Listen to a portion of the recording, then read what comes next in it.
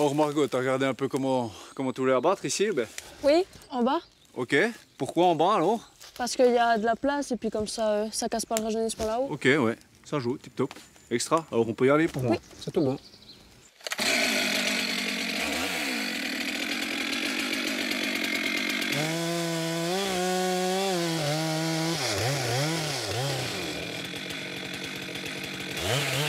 L'hiver, on fait les coupes de bois, comme maintenant.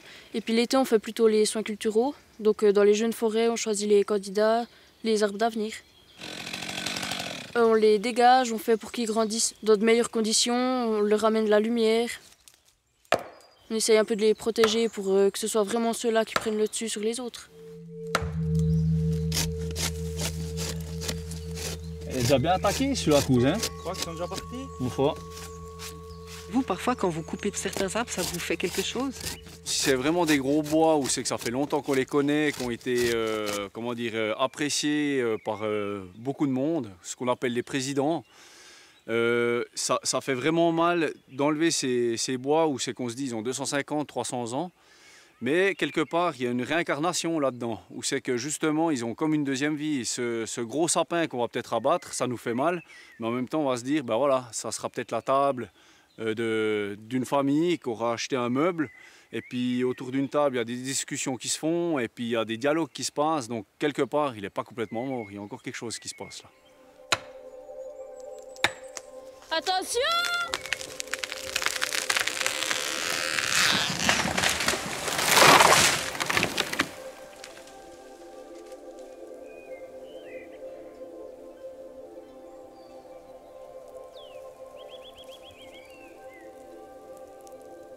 Lorsqu'on plante des arbres d'une seule espèce, on transforme en fait la nature de la forêt qui est en fait mélangée normalement, où les espèces sont en complémentarité, en interaction. Ici, vous avez des espèces qui se réduisent à une seule, et tous ces arbres ont le même âge, ont été plantés avec la même dimension, et là, c'est des arbres qui sont dans un tout autre contexte, ils sont en concurrence les uns contre les autres, c'est une autre situation.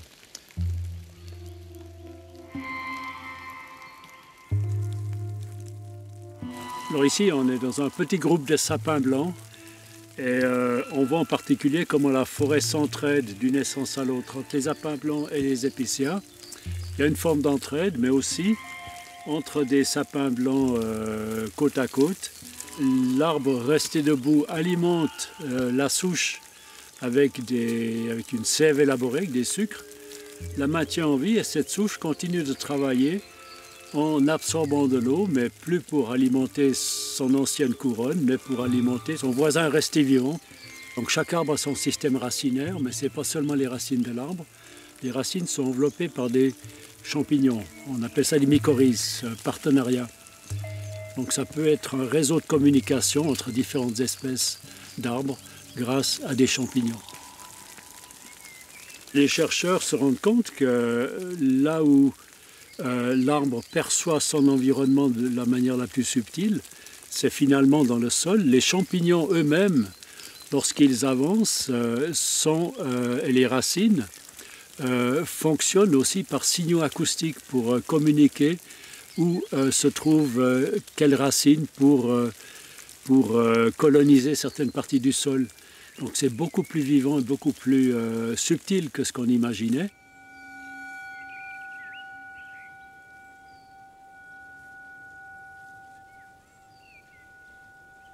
Alors la circulation d'informations au niveau des arbres, des forêts, c'est pas seulement par les racines, c'est aussi au niveau aérien. Il y a des échanges par substances chimiques. C'est aussi des échanges qu'on est en train d'explorer maintenant d'ordre électromagnétique. Il y a des courants électriques dans les arbres. Il y a des très basses fréquences aussi qui sont émises ou perçues par les arbres. C'est des fréquences qui sont analogues à celles de l'être humain lorsqu'il est en phase de méditation. Donc brusquement, on comprend ces arbres comme étant en contact avec la Terre, mais nous aussi, et peut-être par l'intermédiaire des arbres, on peut aussi l'être plus facilement. Il suffit d'entrer dans l'anatomie du bois, de voir à quel point il y a de l'intelligence active qui structure ces structures. On ne peut pas simplement attribuer ça au hasard. Il y a une intelligence fonctionnelle de toutes les structures. Et ensuite, lorsqu'on passe au niveau de l'organisation d'une forêt avec sa lisière, tout ça, c'est un système qui est sans arrêt en train de chercher des équilibres et des interactions. Pour moi, c'est l'expression d'une pensée. Mais est-ce qu'on peut localiser cette pensée dans une branche, dans un arbre individuel? Peut-être plus facilement lorsqu'il est en train de trôner dans un paysage. Mais lorsqu'il est dans une forêt, c'est un organe de la forêt. Donc peut-être que la forêt dans son ensemble a son esprit. Mais là, c'est difficile de répondre à cette question en tant que scientifique.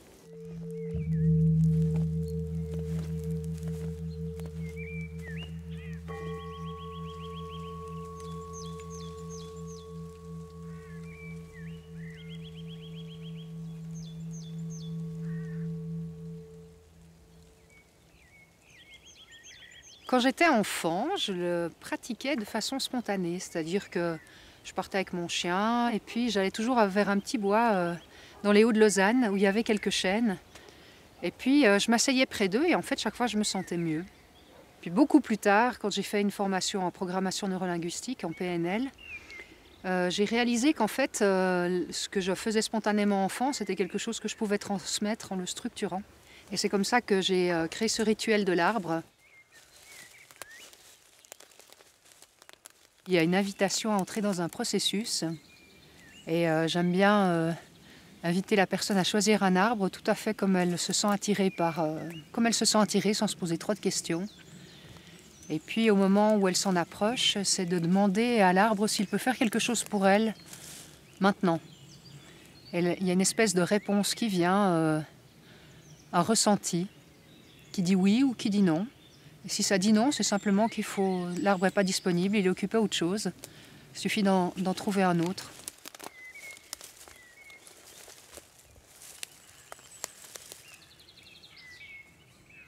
Une fois que le contact est établi avec l'arbre, eh bien simplement lui demander de prendre tout ce qui est lourd, difficile, tout ce qui empêche en ce moment dans la vie et de l'envoyer là où c'est bon dans l'univers. Là, il y a une sensation physique que quelque chose est en train de partir, que quelque chose se vide en nous. Et une fois que le vide est en nous, c'est de demander à l'arbre de le remplir il faut laisser venir le mot. Alors le mot qui m'est venu, c'est sérénité, d'autres fois c'est confiance, d'autres fois c'est amour, d'autres fois c'est légèreté. Peu importe. Merci. Nous avons en tant qu'être humain la capacité vraiment de sortir de nos états internes. On ne pense pas toujours à le faire tout seul. On ne pense pas toujours que finalement c'est si accessible. Il y a vraiment une transformation qui se fait. On passe d'un état où tout est figé et saturé, où on ne voit pas de sortie, à un espace où la vie circule. La vie circule.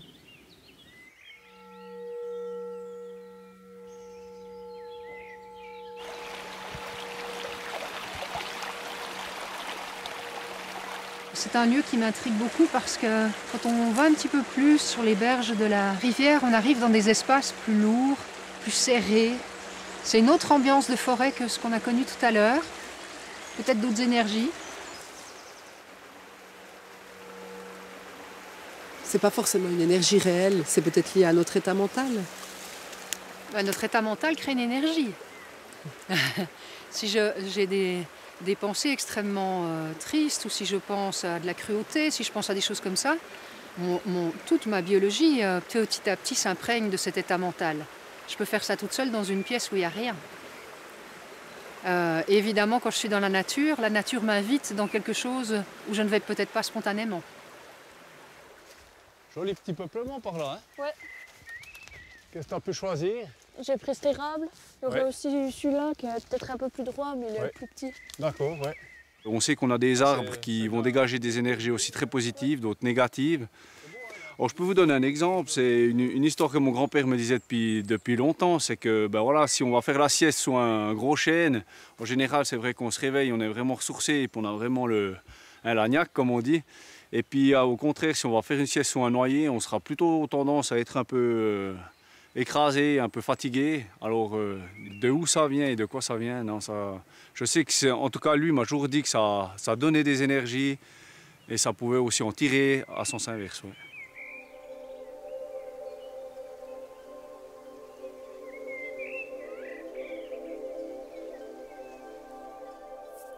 Bonjour Jérémy Narby. Bonjour. Vous êtes anthropologue, spécialiste des peuples d'Amazonie, et puis vous travaillez sur la question de l'intelligence dans la nature depuis de nombreuses années. L'intelligence dans la nature, c'est d'ailleurs le titre d'un de vos livres qui vient d'être réédité chez Buchet-Chastel. Alors la première édition, elle date de 2005, donc ça fait effectivement un bout de temps. Qu'est-ce qui vous a lancé dans cette quête du savoir dans la nature ? Mon travail d'anthropologue a toujours consisté à essayer de rendre compréhensible ce que les peuples amazoniens disaient. Et ces gens-là, depuis le départ, affirment que les plantes et les animaux sont intelligents comme vous et moi. Donc c'était juste le désir de vouloir voir ce que la science en disait. Et ça me paraissait un sujet important parce que si la nature n'est pas juste un tas d'objets, mais fait d'être intelligent comme les Indiens le disaient, eh bien ça impliquait des grands changements sur la nature de la nature. Mmh. Et alors, dans le reportage, on entend parler notamment de cette énergie que dégagent les plantes. Vous, est-ce que vous percevez ça aussi ? J'essaye de faire attention à chaque mot, surtout quand on va d'une culture à l'autre, comme la culture amazonienne et la culture européenne scientifique. Personnellement, énergie n'est pas un mot que j'utilise. Je pense que c'est un concept un peu vague. Ce n'est en tout cas pas un concept amazonien. Et du côté scientifique, je pense qu'il reste encore mal défini. Alors, on va revenir sur plusieurs définitions, parce qu'effectivement, on utilise des mots, intelligence, énergie ou autres, qui méritent d'être interrogés. Mais j'accueille aussi Lia Rosso. Bonjour. Bonjour. Vous êtes docteur en biologie et journaliste scientifique. Et puis vous aussi, vous venez de sortir un livre. Il sort tout juste de presse. Ça s'intitule « La nature en nous » aux éditions Slatkin. Alors, est-ce que, en tant que scientifique, vous diriez que l'énergie, c'est un concept qu'on peut utiliser ? Moi, je rejoins tout à fait Jérémy Narby sur l'importance des définitions des mots. Énergie, c'est un mot qui fait penser, si on le prend dans un sens large, à l'amour. En tout cas, la dame dans le reportage, c'était plus dans ce sens-là. Donc, dans ce sens-là, ce n'est pas quelque chose de scientifique, c'est quelque chose qui est humain, qui est animal, qui est... Voilà. Qui est de l'ordre du ressenti. Voilà, en fait. Qui est de l'ordre du ressenti et qui est dans notre état naturel de ce que nous sommes. Si on regarde d'un point de vue scientifique, l'énergie, ça devient quelque chose qui est tout d'abord mesurable. Comme tout ce qui est scientifique, il y a souvent ce concept de mesure qui vient avec. Donc là, ce n'est pas la même chose, ce n'est pas la même énergie. Mais ce que je trouve intéressant, c'est de constater que finalement l'amour, les ressentis, tout ce qu'on parle, qu'on dit, qu'on réfléchit, finalement les bases de ça, c'est des bases énergétiques, biochimiques, qu'on arrive de mieux en mieux à quantifier, à qualifier. Donc il y a comme un lien qui se fait. Je veux dire, on ne peut pas tout expliquer d'un point de vue scientifique, mais quand même ce qu'on a déjà compris au niveau scientifique donne un point de départ pour comprendre le lien qu'on peut ressentir justement avec un arbre ou avec un animal. Alors, venons à un mot important, c'est celui d'intelligence. Parce que alors, vous êtes scientifique et contrairement à de nombreux scientifiques, vous l'utilisez quand même pour parler du monde végétal. Pourquoi ? Mais moi, je n'ai pas connu des Indiens d'Amazonie. Enfin, j'en ai rencontré quelques-uns après, mais je n'ai pas fait votre parcours. Par contre, j'ai fait vraiment un parcours à partir de la science. Et c'est vrai que c'était l'observation des cellules qui a suscité en moi ce mot. Je veux dire, quand j'ai vu des cellules bouger, moi j'ai fait beaucoup de microscopie, et puis j'ai eu la chance de les voir bouger. Parce que souvent, on associe le mouvement avec la vie, et aussi après avec l'intelligence. Si quelque chose est figé, on a de la peine à concevoir que c'est vivant et intelligent. Donc, quelque part, pour moi, c'était une intuition. Et après, c'était une démarche plus d'essayer de comprendre comment arriver à la définir scientifiquement, cette intuition. Parce qu'alors, au niveau scientifique, l'intelligence, elle est liée à une structure anatomique particulière, qui est celle de notre cerveau. Le cerveau, c'est ça. Voilà. Alors, vous l'intelligence, vous l'utilisez aussi. En même temps, vous dites peut-être qu'il faudrait utiliser un autre mot, et puis vous l'empruntez au japonais, je crois. Expliquez-moi. Oui, parce que... il faut quand même voir, lorsqu'on parle d'intelligence, que c'est un mot bien occidental qui vient du latin Et les cultures occidentales ont eu une tendance sérieuse à mettre l'humain sur un piédestal par rapport à toutes les autres espèces et parler de spécificité humaine, une sorte d'obsession avec ce qui nous séparait des autres. Et l'intelligence était censée être quelque chose dont nous avions le monopole. Et donc, c'était notre trésor, à quelque part. Et c'est pour ça que les intellectuels occidentaux se sont battus pour définir l'intelligence de toutes sortes de façons différentes. Il existe une 70aine de définitions du mot intelligence, à peu près toutes en termes exclusivement humains. Et donc, par définition, c'était un mot qu'on ne pouvait pas appliquer aux autres espèces. Et en tout cas, pas à des espèces comme les plantes. Et ça ne semblait pas très intelligent de créer encore une nouvelle définition d'intelligence. Par contre, si vous allez au Japon et vous essayez de... Vous allez regarder dans le dictionnaire sous intelligence en japonais, c'est chi-sei, ça veut dire capacité de savoir en japonais. Pour les Japonais, il n'y a aucun problème de reconnaître que même des amibes peuvent avoir une capacité de savoir.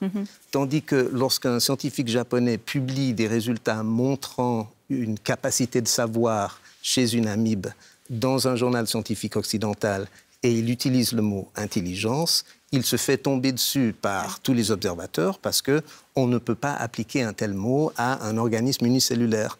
Et donc on voit qu'il y a un problème avec nos propres concepts et à partir de là, pourquoi pas importer un concept japonais comme chi-sei, capacité de savoir, qui est plus neutre et pas chargé de tout le bagage d'un concept comme intelligence?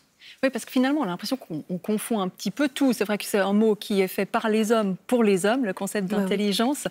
Est-ce qu'il n'y a pas peut-être à reconnaître qu'il y a un propre de l'arbre, un propre de l'animal, de chaque espèce, comme il y a un propre de l'homme, finalement? Mais sûrement. Sûrement, il y a maintenant...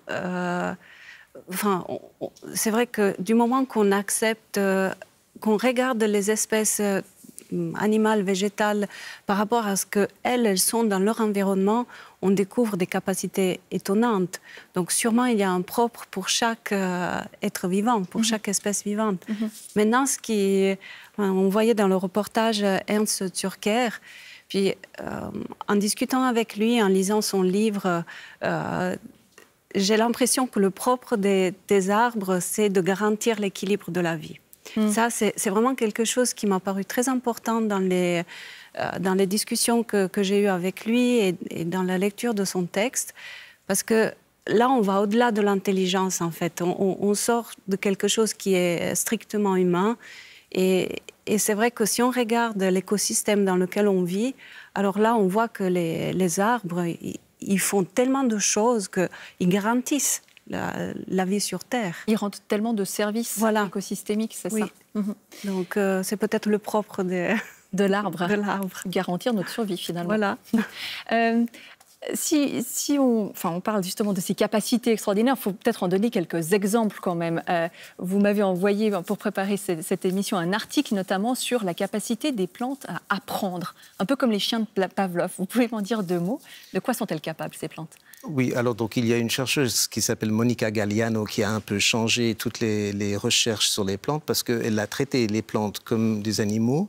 Alors par exemple, dans le cas de Pavlov et les chiens de Pavlov, c'est une recherche célèbre, on apprend aux chiens qu'il y aura bientôt de la nourriture en faisant sonner une cloche. Oui. Et donc les chiens associent le son de la cloche avec de la nourriture bientôt et se mettent à saliver en l'absence de nourriture. Et ça s'appelle apprendre par association. Et Pavlov a montré que les chiens arrivaient à le faire. Là, on remplace la cloche avec un courant d'air d'un ventilateur. On remplace la nourriture avec de la lumière. Et on remplace les chiens avec des petits pois. Et elle a montré que les petits pois apprenaient à croître vers le courant d'air dans le but de trouver la lumière, mais seulement si elles ont été formées à se faire. Donc elles sont capables d'apprendre.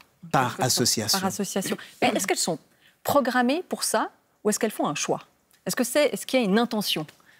Alors, le mot intention est un mot qui se prête étonnamment bien aux plantes, en tout cas à l'origine du mot, parce que ça veut dire tendre vers en latin.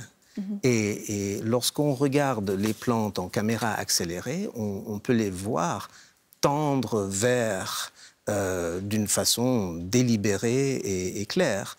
Par contre, le mot intention signifie la plupart du temps tendre vers avec l'esprit. C'est un concept mental. Donc, une plante n'ayant pas de cerveau, on peut douter du fait qu'elle ait des représentations mentales, mais en tout cas, la capacité de percevoir son environnement, de faire certains choix et de tendre vers avec des intentions claires, sont filmés. C'est pas automatique, c'est en fonction de l'environnement, c'est ça, l'adaptation. Alors, j'invite n'importe qui à vous taper neurobiologie des plantes en anglais, Plant Neurobiology. Vous verrez une petite vidéo d'un haricot en caméra accélérée qui lance sa pointe tout en poussant, comme un pêcheur à la mouche, à la recherche d'un poteau autour duquel s'enrouler.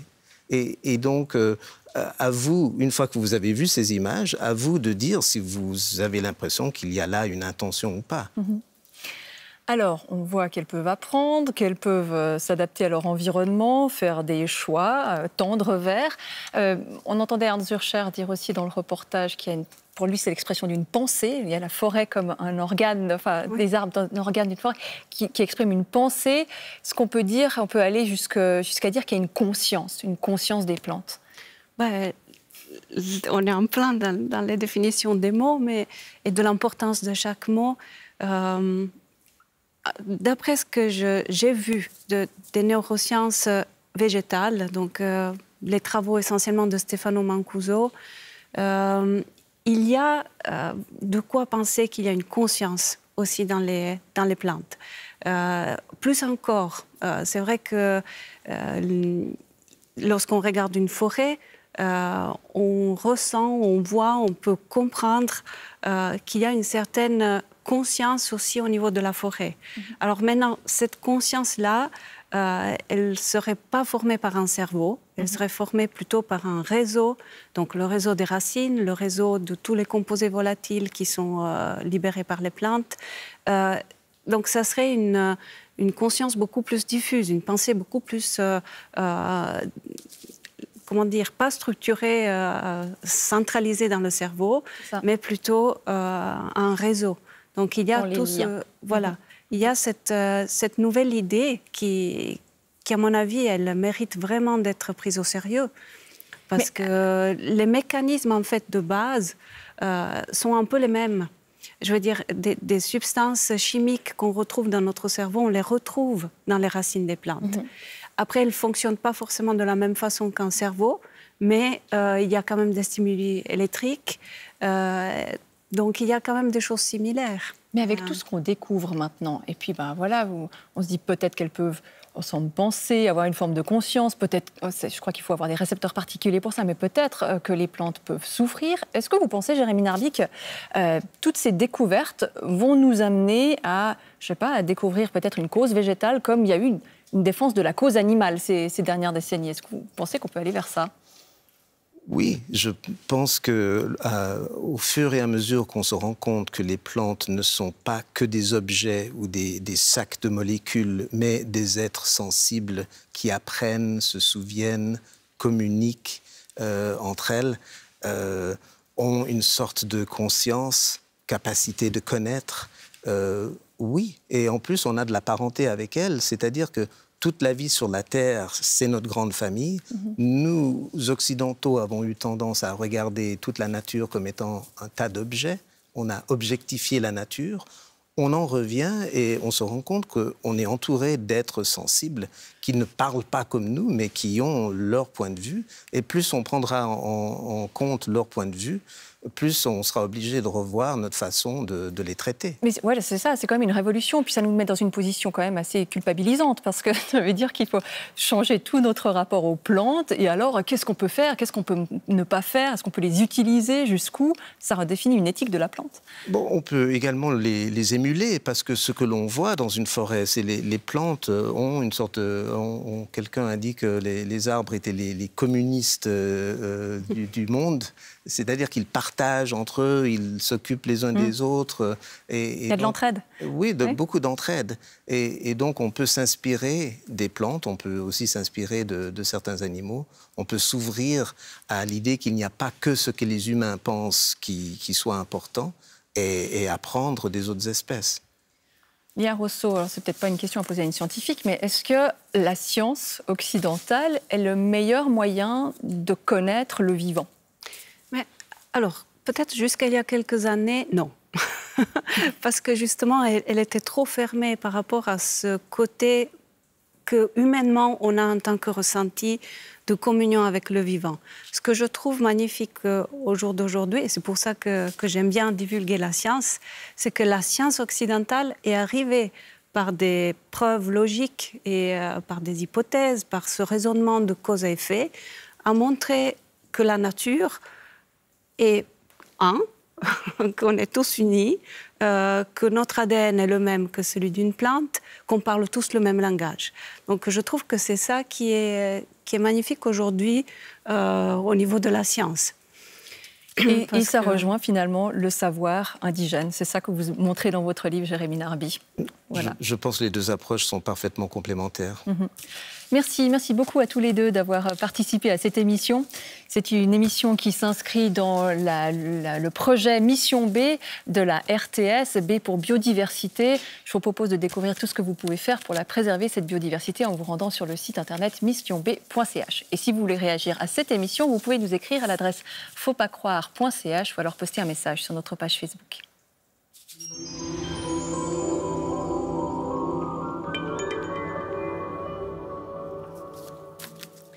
La semaine prochaine, nous nous intéresserons aux Vaudois, alors pas les habitants du canton de Vaud, mais les disciples de Pierre Valdo.